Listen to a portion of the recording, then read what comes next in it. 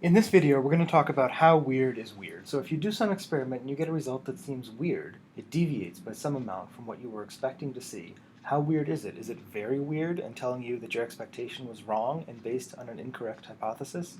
Or is it just a little bit weird within the range of what you would expect by chance due to sampling error from a limited sample size? And the way we quantify weirdness is with a p-value, which tells you for a given sample size what's the probability that a given deviation from your expected values would be seen just by chance. And we start with a set of observed values that I'll abbreviate O, and a set of expected values that I'll abbreviate E. And there's actually many ways to get from a difference between observed and expected values to a p-value, telling you how probable it is to see that big a difference given your sample size. And the approach we'll be using here is a statistical measure called chi-squared. And what you'll see is that if the observed and expected values are very different from each other, then what you end up getting is a large chi-square value, which in turn results in a small p-value. And the small p-value tells you that it is not probable that such a large difference could have occurred just by chance. Conversely, if your observed and expected values are not very different, if they're pretty similar, you'll have a small chi-squared value telling you it's quite probable, given your sample size, that the deviation you're observing is just by chance due to the limited sample size.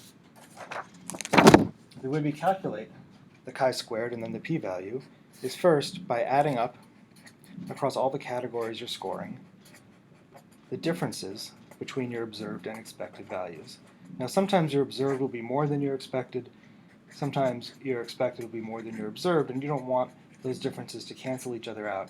Anytime there's a difference, you want to count it. So you want this to always be a positive number, and a simple way of making it positive is we're going to actually take the real difference between observed and expected and just square it, so it's always a positive number, and you'll see that in the formula on the next page. The next thing we do is we're going to normalize those differences to the sample size. So if somebody comes in and says, hey, I have this mutant and I just did this assay on it comparing it to wild type and it's really different, it's different by 8. Isn't that exciting? And you say, well, I don't know what we were expecting it to be. If you were expecting 10 and you got 18, that's almost a twofold difference. That's pretty good. But if you were expecting 10,000 and you got 10,008, that seems like a pretty small difference. So you have to somehow normalize the differences you see to how much you were expecting to see. And then finally, you also have to adjust for what I'm going to call non-independent variables. So similarly, if someone comes in and tells you, I just flipped this coin 100 times and it only came up heads 10 times, isn't that weird? You'd say, yeah, that's really weird. And they say, you know what else is really weird? It came up tails 90 times. Isn't that even weirder? Though it would happen at the same time? You say, no, that's what you'd expect. It's weird that it came up heads 10 times, but knowing that, I know that it came up tails 90 times. You can't count those as two independent weird events. And that's called degrees of freedom. How many of the variables are free to independently vary? And it's always, in our case, going to be one less than the number of categories we have. So if you have 4 categories that you're scoring, once you know the values of the first 3 of them, you can guess what the 4th one's going to be.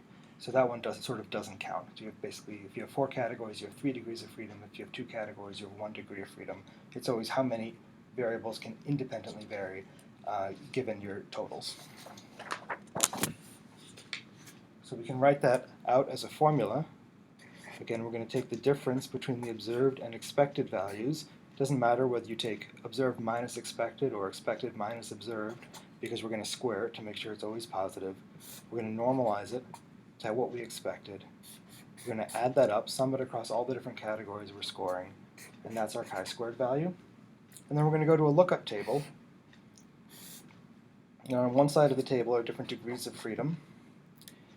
On the other side are different p-values. And in the table itself are a whole bunch of chi-square values.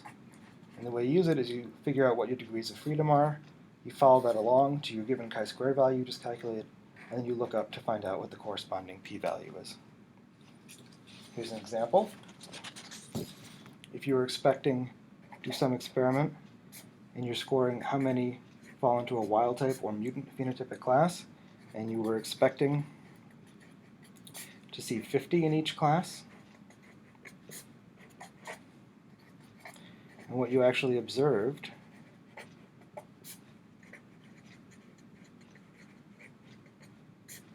was 40 that looked wild type and 60 that looked mutant. Well, that's a little weird. But is it very weird? Does it mean that your expectation was wrong and your hypothesis incorrect? Or is it just, given the sample size, that's the way it's going to look sometimes? So we can find out. Again, we can quantify the weirdness by calculating chi-squared and then a p-value. We take the observed minus expected, or vice versa, square it, normalize it to the expected value. Over here we do the same.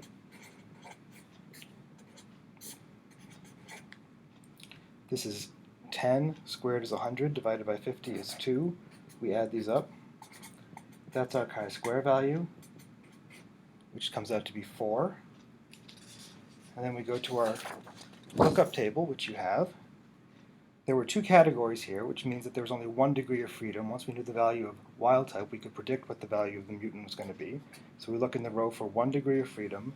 For a chi-square of 4, we're right in between these values, corresponding to p-values of 0.05 is what this says, or 0.025 is what this is. So that's a 5% to 2.5% chance, given that sample size, that you would see that deviation from the expected values purely by chance due to sampling error.